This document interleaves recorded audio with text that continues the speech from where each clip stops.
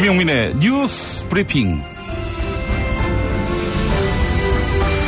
2017년 9월 28일 목요일 아침 김용민의 뉴스 브리핑 문을 열었습니다. 우선 오늘 새벽 서울에서 나온 종합일간지 헤드라인부터 살펴봅니다. 먼저 한겨레. 국군 사이버사령부 인터넷 언론까지 운영했다. 계속해서 동아일보. 비원비 풍계리 코앞까지 북상했다. 또 경향신문. 문재인 대통령과 사당 대표 여야정 상설협의체 구성해야 한다. 그리고 세계일보. 미국 북한 은행 10곳 제재해 자금줄 차단 가속화한다. 다음은 중앙일보. 1,800만 명의 가계부채는 1,400조. 불안한 대출공화국. 이번엔 한국일보. 정권 바뀌자 확 뒤집히는 정책 때문에 기업들은 피해를 떠안는다. 아울러 조선일보. 정의용 청와대 국가안보실장. 미국에게 전략 자산을 연말부터 순환 배치 확대하겠다는 약속을 받았다. 이제는 서울신문. 농축수산물은 청탁금지법에서 뺀다. 마지막으로 국민일보. 문재인 대통령과 여야 대표 한반도 안보 위해 초당적 협력 필요하다. 이상 오늘의 종합일간지 헤드라인이었습니다. 9월 28일 김용민의 뉴스 브리핑 인사드립니다. 김용민입니다. 안녕하세요. 성우 은정입니다. 네, 은정씨. 어제 저녁에 문재인 대통령과 사당 대표 청와대 회동이 있었는데 이 점에 신문들이 주목하고 있군요. 네, 오늘자 경향신문과 조선일보가 일면 헤드라인으로 꼽았습니다. 네, 한미 정상회담과 G20 정상회의 성과를 설명하던 지난 7월 여야 대표 회동 이후로 두 번째 자리였는데 여야 합하면 5당 아닙니까? 근데 4당 대표와 만났다 하면 자유한국당 홍준표 대표가 빠졌다는 말입니다. 집에서 공부해야 해서 불참했다고 밝혔는데 지난 7월 회동 때도 불참했었죠. 조세호 씨에 이어서 프로 불참러가 되겠네요. 홍준표 대표. 예. 한편 김관진 국방부 장관이 출국 금지 조치를 당했습니다. 칼끝이 이명박 전 대통령을 향할 것이라는 언론의 분석은 많지만 검찰은 손사래를 칩니다. 아직 아니라는 것이죠. 네, 이런 소식들을 묶어서 40분 동안 뉴스의 세상에서 여러분과 함께 항해하겠습니다. 문자 의견으로 동참해 주십시오. 방법 일러드립니다. 샵 1035 단문 50원 장문 100원이고요. SBS 고릴라는 무료입니다. 자, 기상청 가보겠습니다. 최혜윤 리포터 나와 계시죠? 네, 안녕하세요. 네, 어제까지만 해도 늦더위 이야기했는데 네. 내륙에 서리와 얼음이 끼었다는 보도가 나왔어요. 네, 오늘 아침 어제와 달라진 공기 확실히 느끼실 수 있을 텐데요. 꽤 쌀쌀하게 시작하고 있습니다. 현재 서울은 16.9도 보이고 있고요. 한낮에는 24도까지 오르겠습니다. 그 밖에 대전 24도, 광주 25도, 대구도 26도가 예상되는데요. 내일 아침은 기온이 더 떨어집니다. 내일 새벽부터 아침 사이에 일부 중부 내륙과 남부 지방 높은 산지에는 서리가 내리는 곳 있겠고요. 또 강원 산지에는 얼음 오는 곳도 있겠습니다. 농작물 관리 유의하시기 바랍니다. 현재 전국적으로 구름 많지만 낮부터는 전국 대체로 맑은 날씨 보이겠고요. 미세먼지 농도도 종일 보통이나 좋음 수준을 유지할 것으로 전망됩니다. 날씨 정보 최혜인이었습니다. 슈퍼맨은 행복할까? 이제 우리가 감사를 전해야 할 때입니다. 공익제보자를 지원하고 약한 자를 위해 헌신하는 공익단체와 공익활동가를 지원하겠습니다. 검색창에서 아름다운 재단. 정권 교체를 함께 염원하는 판촉물 쇼핑몰 네피알. 기념품, 답례품, 기왕이면 네피알로 인터넷 검색창에 입력하시거나 032-519-4800으로 전화하세요. 카카오톡 아이디는 네피알. 허리가 아파요. 아랫배가 나와요. 골반이 바로 서야 건강도 아름다움도 바로 섭니다. 바디로직을 입으세요. 토크밴드의 입체적인 탄력이 틀어진 골반을 바로잡습니다. 간편하고 확실한 골반 교정 타이즈 바디로직. 야, 근데 홍어가 진짜 그렇게 몸에 좋아? 아니, 끝내준다니까. 근데 비싸지? 열라 싸고 열라 맛있는 홍어가 있다니까. 어디? 알싸한 홍어. 네이버 검색창에 알싸한 홍어를 검색하시고 1599-6456 전화 주문도 가능합니다. 학교에서는 어휘 개념을 하나하나 설명해 줄 시간이 정말 부족하잖아요. 그럼 어떡하죠? 어휘 공부의 정석. 초등어휘 3천, 초등어휘 5천. 검색창에 초등어휘 3천을 쳐보세요. 입맛 없으신 부모님, 공부하는 우리 아이들 야식거리, 손님 맞이 음식까지 참 걱정이네, 걱정이야. 이제 이런 걱정 끝!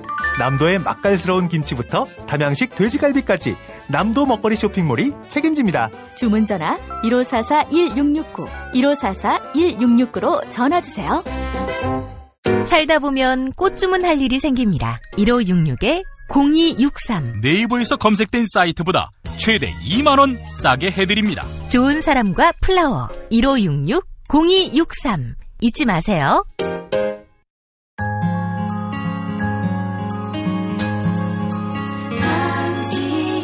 정직한 뉴스 보자관 김용민과 주파수를 맞춘다. 새로운 아침 특별한 선택 김용민의 뉴스 브리핑. 김용민의 뉴스 브리핑.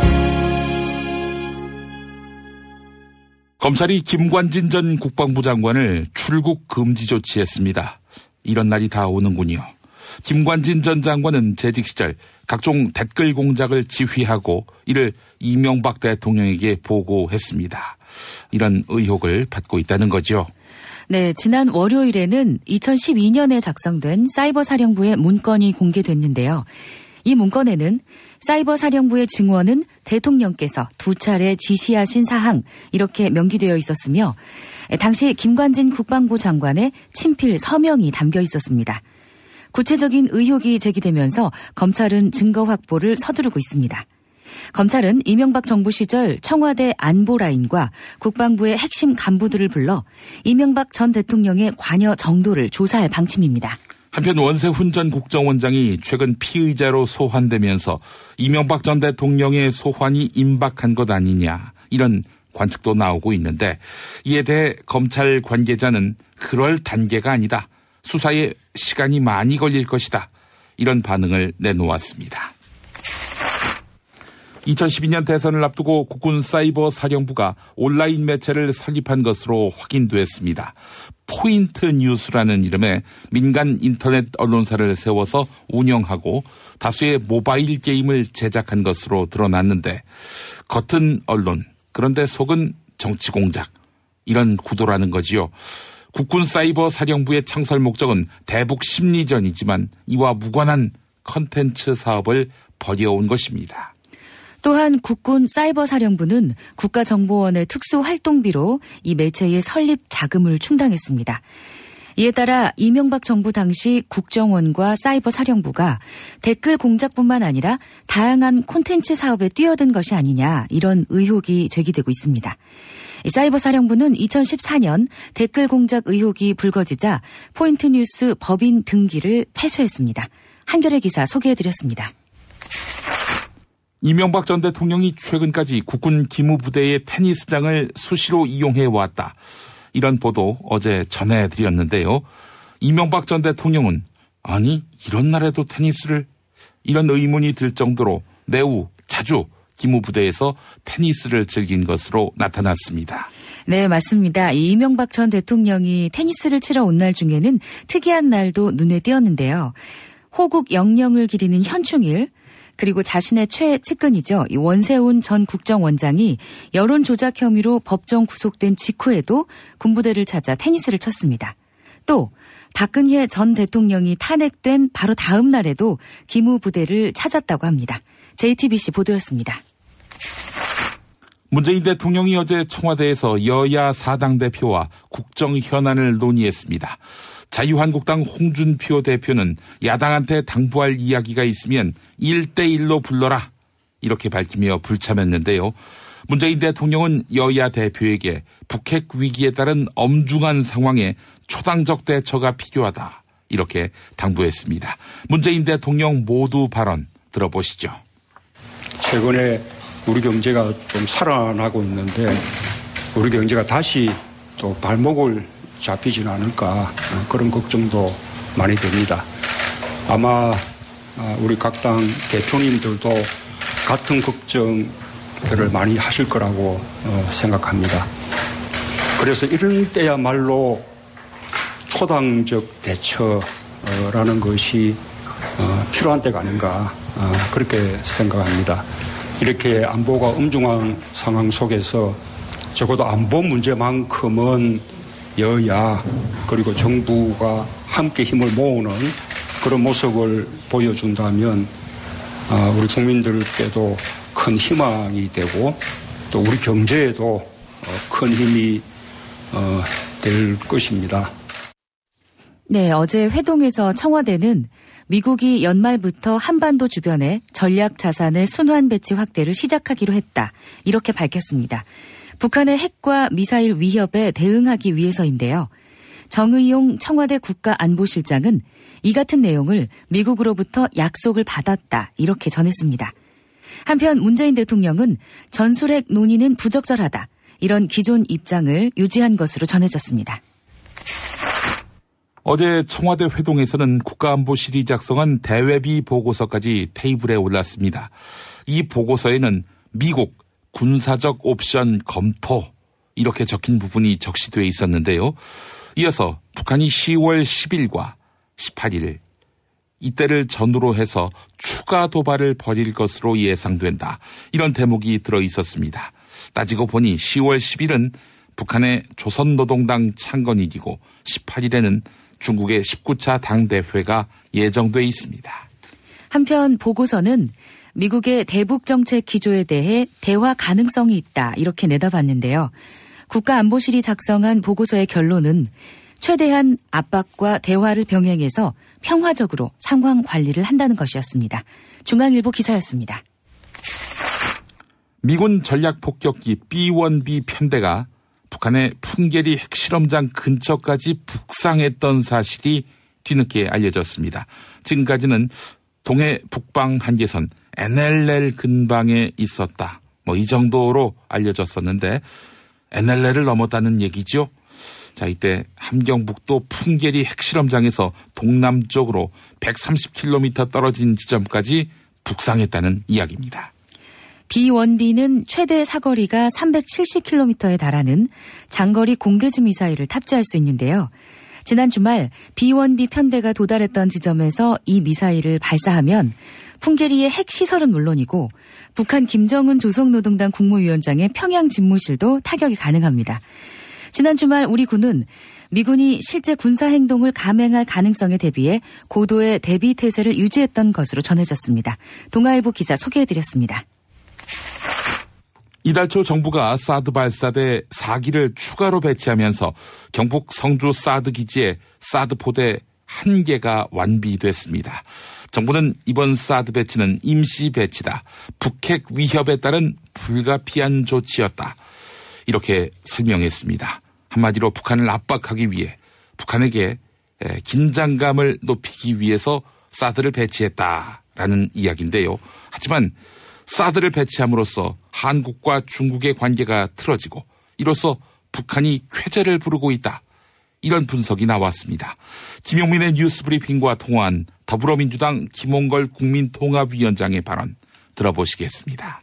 이 북쪽 사람들을 접촉해본 이 중국 분들 얘기를 들어보면 사드 문제나 이런 것 때문에 이 미국, 중국, 한국 관계 이렇게 안 좋아진 그런 부분을 얘기하면서 그 사람들이 아주 쾌재를 부르고 있다고 합니다. 네, 자기네들 원하는 방향으로 이렇게 돼버린 거니까요. 그러니까 우리는 북한 공격을 막겠다고 사드를 갖다 놨는데 북한은 오히려 즐거워하고 있다는 거죠.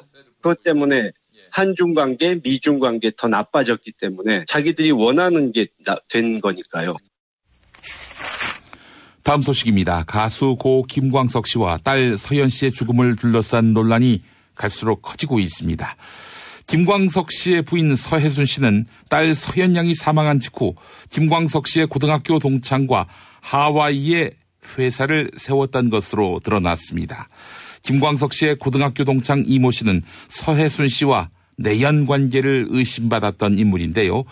이들이 하와이에 해성 코퍼레이션이라는 법인을 설립했는데 서현 양이 사망한 지 고작 2달 뒤의 일이었습니다. 네, 해성, 해와 성 각자의 이름에서 한자씩 따온 것으로 보입니다. 과거 김광석 씨는 생전에 뉴욕에서 공연을 한 적이 있었는데요. 이때 서혜순 씨와 김광석 씨의 고등학교 동창인 이 이모 씨가 함께 사라졌다가 2박 3일 만에 돌아온 일도 있었습니다. 유가족들은 김광석 씨가 이 사건을 너무 가슴 아파하며 일기장에 당시 내용을 적어뒀다. 이렇게 밝혔습니다. 디스패치라는 인터넷 신문이 보도했습니다. 서해순 씨는 자신에게 의혹이 집중되자 딸 서연양과 김광석 씨의 부검 소견서를 공개하겠다. 이렇게 밝혔습니다. 김광석 씨의 부검 소견서는 자기밖에 볼 수 없었죠. 이어서 서해순 씨는 이상호 기자에 대해서 자기 영화를 홍보하려고 사람을 완전히 마녀 사냥했다. 이렇게 비판했습니다. 한편 일각에서는 의혹 제기만 가지고 서해순 씨에 대한 재수사가 가능하겠느냐 이렇게 회의적인 시각도 있습니다. 그래서 김용민의 뉴스브리핑에서 김광석 씨 측 변호인 김성훈 변호사와 인터뷰를 가졌습니다. 김성훈 변호사는 재수사가 충분히 가능하다 이런 입장인데요. 인터뷰 내용 들어보시죠.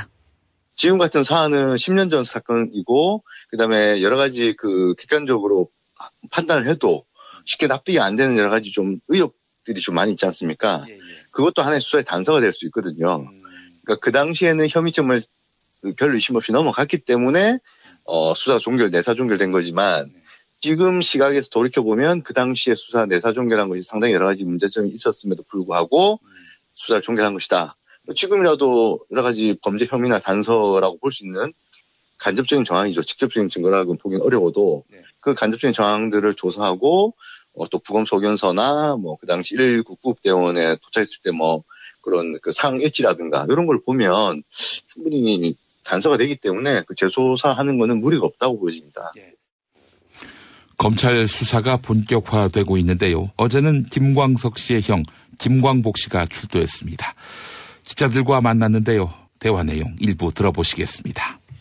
예, 많이 놀랬죠. 많이 놀랬고 또 하나밖에 안 남은 광석이 혈육인데 광석이 흔적이 사라졌다라고 생각하니까 좀 마음이 많이 아팠습니다. 그리고 어렸을 때부터 광석이 죽고 나서 미국에 3년 동안 떨어져 있었잖아요. 그때 애가 혼자 얼마나 참 외로웠겠어요. 그렇게 힘들게 생활을 했고 중동 과정도 또 폐렴이라고 하니까 진짜 참 너무 불쌍했습니다. 예. TV조선 취재진이 김광석 씨의 시신을 부검한 전 국립과학수사연구소 법의관 권일훈 박사를 찾았습니다. 법의학 권위자인 권일훈 소장은 20여 년 동안 국과수 법의관으로 근무해 왔는데요. 권일훈 소장은 죽음 자체에 대해서 의혹을 가질 건 없어요. 타살은 전혀 말도 안 되는 얘기입니다. 이렇게 타살 의혹을 일축했습니다. 김용민 파일. 어제 CBS 라디오 김현정의 뉴스쇼에 출연한 가수 김광석의 부인 서해순 씨. 시작부터 이상호 기자에게 포문을 여는데 그분 기자 맞으세요, 진짜로? 기자 라이센스가 있으신 분이세요? 근데 영화 제작을 하시더라도 저작권법이라는 게 있고 저작권이 있고 저희한테 연락한 적도 없고. 연락한 적이 없습니까? 예, 없어요. 연락을 받았는데 전화를 안 받으시거나 그랬던 건 아니고요? 언제 연락을 그분이 하셔요? 사실일까? 김광석 씨 형의 변호인 김성훈 변호사. 서해순 씨 맞죠라고 하니까 네 그런데요라고 해놓고 고발뉴스라고 하니까 바로 탁 끊어버렸다는 그건 제가 들어서 알고 있는데. 혼자 되고 지금 혼자 남아있는 사람을 갖다가 이상호 기자가 조사하라면 조사하고 무슨 잠적했다 그러고 도피했다 그러면 그 사람 말이 다 지금 100% 맞는 겁니까? 이런 나라요? 여자를 보호하지 않는 나라입니까? 소한테 따뜻한 밥을 차려준 적이 없어요. 큰엄마라는 사람, 고모라는 사람들. 한 번도 없다고요? 한 번도? 예, 한 번도 없어요. 이에 대해서 김광석 씨 형, 김광복 씨. 서해순이가 보기 싫어서 멀리했던 거지. 세연이가 보기 싫었던 건 아닙니다.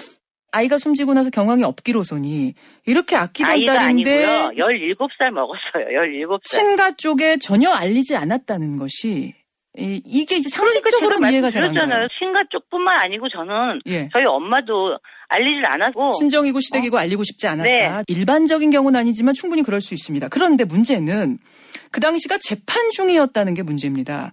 재판에서 유리하게 하기 위해서 사망을 숨긴 거 아니냐. 시아버지가 돌아가신 후에 시아버지가 가지고 있던 저작 인접권을 누가 갖는 게 맞느냐. 이제 이런 소송이었는데 최종 결론은 2008년에 났습니다. 서연이가 갖는 걸로 났습니다. 김광석 씨가 소유한 음원의 저작권 수입은 어느 정도일까? 대중음악 평론가 임진모 씨, 연합뉴스TV 인터뷰. 저작료가 가장 많이 가져가시는 그런 분이 13억, 14억 정도로 알고 있습니다. 추정치로 따진다면 연간 저작권 관련 덩치, 그 몸집이 한 10억에 가깝지 않을까. 그런데 이게 양측 조정에 의해서 났어요. 서연이가 2007년에 숨졌다는 걸 알았다면 김광석 씨 유족 측, 그러니까 형 측에서 조정에 응하지 않았을 거다. 지금 그렇게 말하고 있거든요. 어떻습니까? 네, 그쪽은 뭐 그렇게 얘기하시겠죠. 그 욕심이 나니까. 그럼 서연이가 가져가라 그러세요, 소송에서. 아니, 근데 왜 탐나시면 2007년에 말씀하지 가져가시라 그러시라고요. 의혹을 그렇게 하나도 안 남기려면 2007년에 그냥 사망했다고 말해버리지 그러셨어요. 재판 중에. 갑자기 애가 이제 그렇게 되니까 경황도 없고. 어쩌다 알려지게 된 서연이의 죽음. 그래서 엄마가 할 수 있는 일이란? 지금이라도 10주기 때 제가 사실 어떻게 알려져서 10주기가 됐는데, 그래서 요번에 저는 이제 친구들 불러서 해서 이제 10주기 행사를 저희가 해 주려고 해요. 아, 서연이 10주기 행사 준비하고 계세요. 알려졌으니까. 생활인을 위한 꿀팁. 집 두 채에 월 10,000원 화재보험 카페. 화재 배상, 심지어 도난 피해까지. 여기에 더해 가전제품 고장 수리비까지. 연중 무휴라 언제든 02-849-9730. 반지 오빠 나랑 무슨 게임 할 거예요? 벤지 오빠는 마법사 업데이트. 하루 한 잔 내 몸에 좋은 습관 새싹당 콩차.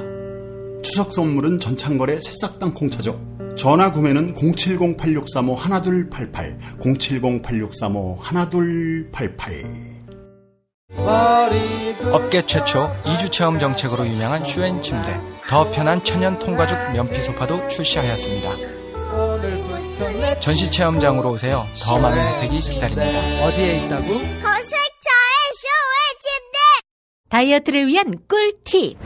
동결건조 채소와 곡물, 단백질, 그리고 효소와 비타민, 미네랄로 만든 다이어트 전용 그린 스무디로 하루 한두 끼만 바꿔 드세요. 비타샵에서 만나요. 노력한 만큼 내어주는 자연. 그 자연의 마음을 알기에 정성농장 홍삼. 검색창에서 정성농장 홍삼을 검색해주세요. 010-9754-6972. 술친구만 먹었어도!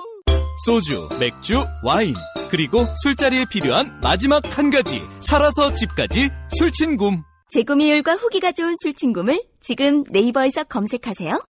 김용민의 뉴스 브리핑은 SBS 러브 FM 103.5로 또 KNN 러브 FM에서는 부산 시내 105.7, 기장정관 신도시 89.3, 경남 양산에서는 88.5MHz로 함께하고 계십니다. SBS 고릴라로는 전 세계 인터넷 닿는 어디서나 만나실 수 있습니다. 여러분의 의견 기다린다고 말씀드렸는데 많은 분들 참여해 주셨습니다. 김지현님부터 만나보겠습니다. 나라를 위해서 논의하자고 하는데 자유한국당은 고집만 피우고 있네요. 자유한국당이 정말 나라를 생각하는 게 맞는지 의문입니다. 라고 하셨고요. 리우윤재님, 주식회사 대한민국 명예회장 이명박이라는 생각으로 접근한 게 아닐까 하는 생각이 듭니다. 내 회사, 내 맘대로 하는 사기업 CEO처럼 말이죠. 라고 하셨고, 0002번 쓰시는 분, 국가기관을 총동원해 댓글 달고 국민 여론을 혼란시키고 선거에 개입하고 이 정도면 내란죄 아닌가요? 네, 전 정부 관계자들 상상을 초월할 정도로 꼼꼼합니다. 라고 하셨고요.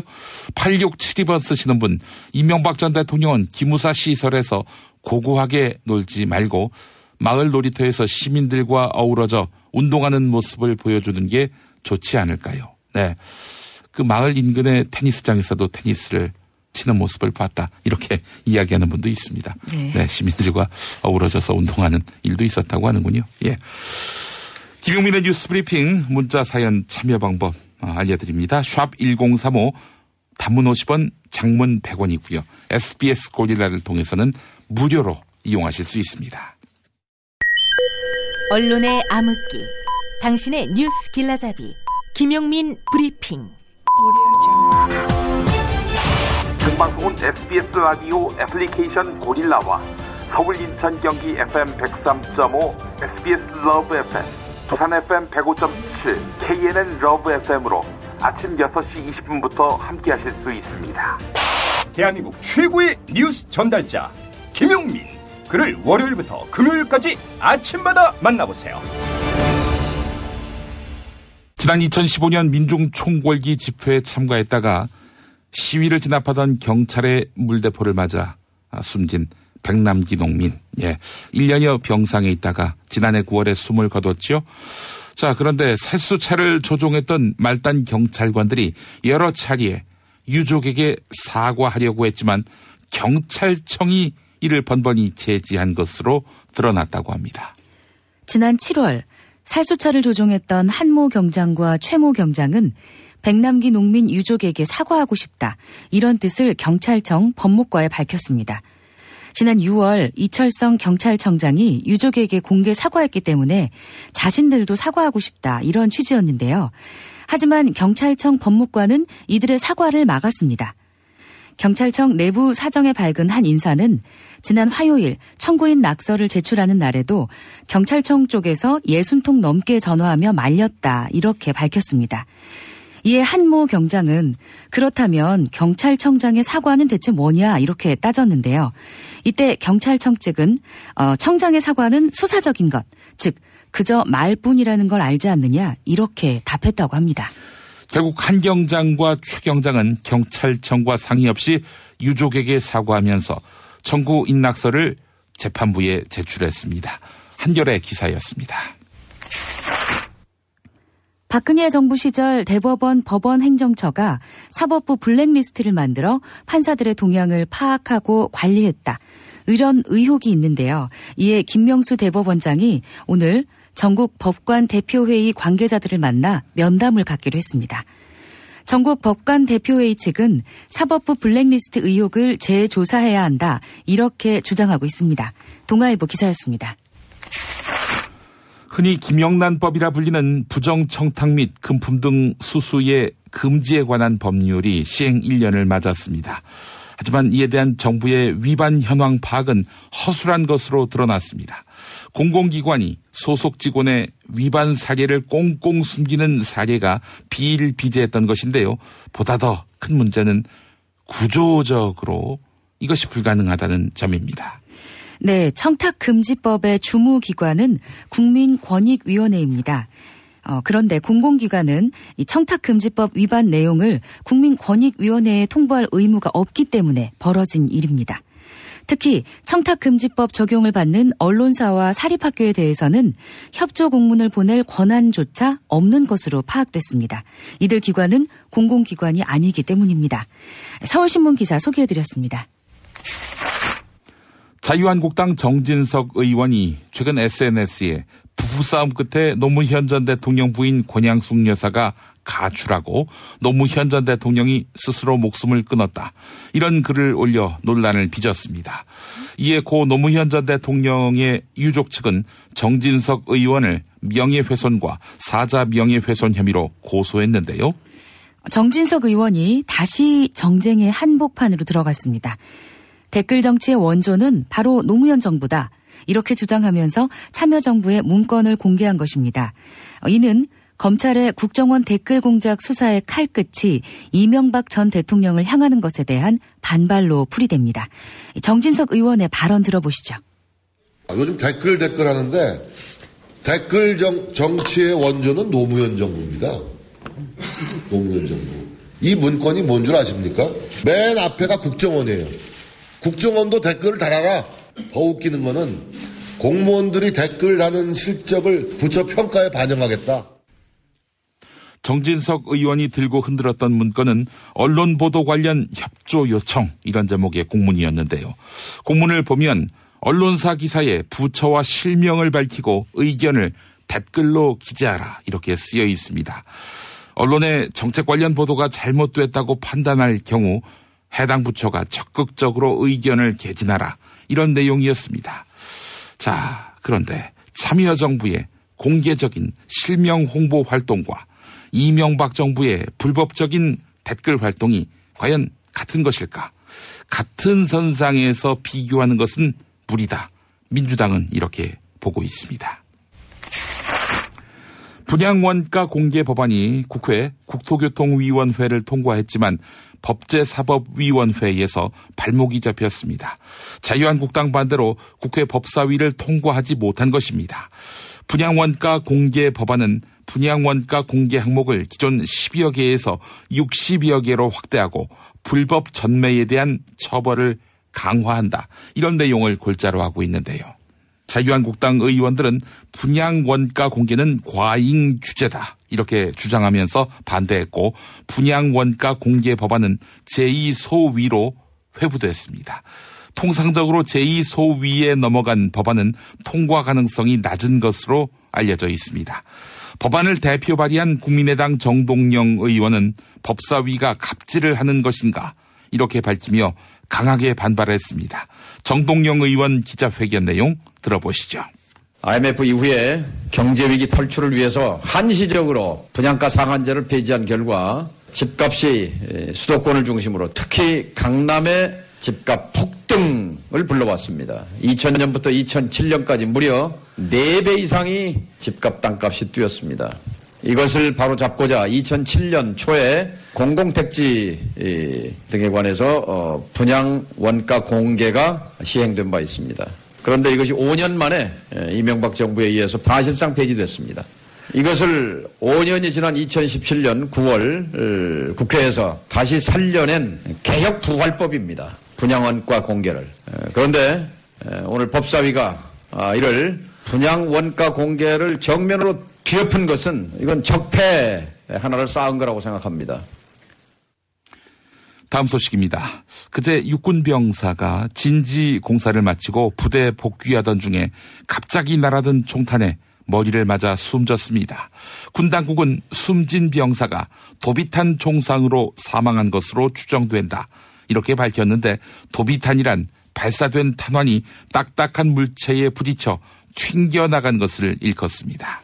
한편 사고 현장은 사격장과 약 400m 떨어진 곳으로 사격 훈련 중에는 통행을 금지하는 구역이었습니다. 그러나 사망한 병사는 아무런 통제 없이 평소 다니던 길을 이용해 부대로 복귀하다 사고를 당했는데요. 인터넷에서는 군의 설명에 납득이 가지 않는다는 의견이 줄을 잇고 있습니다. 경향신문 보도였습니다. 탄핵 때문에 이야기를 전달을 하려고 해도 길을 막고 듣질 않아요. 패족 수준으로 쪼그라든 한국 보수. 회생의 길은 과연 있을까? 변화된 정치 환경, 갈 길 잃은 보수에게 새로운 희망을 제시한다. 애국 보수의 화려한 부활과 집권을 위한 본격 가이드. 김용민의 신간, 보수를 지켜라. 진중권도 투표하는 보수 정당. 광주에서도 일당이 될 수 있는 보수 정당. 젊은이들의 입당이 줄을 잇는 보수 정당. 언제까지 민주당 정의당을 부러워만 할 것인가? 부러우면 진다니까? 자유한국당 당원 김용민이 쓴 보수를 지켜라. 이김에서 나왔습니다. 이명박 전 대통령의 마음을 대변하는 노래, 오늘의 노래로 골랐습니다. 제목은 과거를 묻지 마세요. 나의 심씨 노래인데요. 네, 과거를 묻는 건 정치 보복이다. 이런 인식을 갖고 있는 이명박 전 대통령. 과거를 묻지 말아달라 이런 얘기지요. 오늘 순서 마치겠습니다. 지금까지 김용민이었습니다.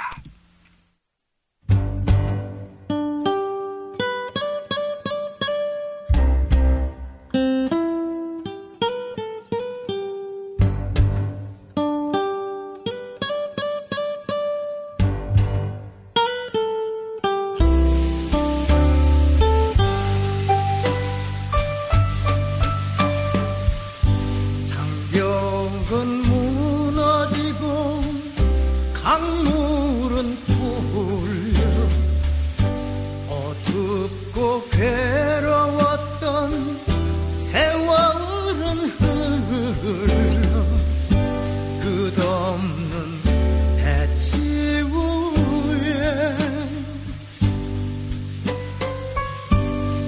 꽃이 피었네.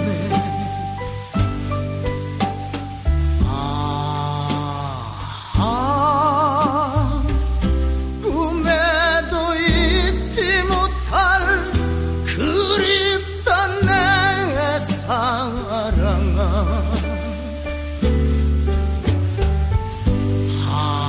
한 많고 서름 많은 과거를 묻지 마세요.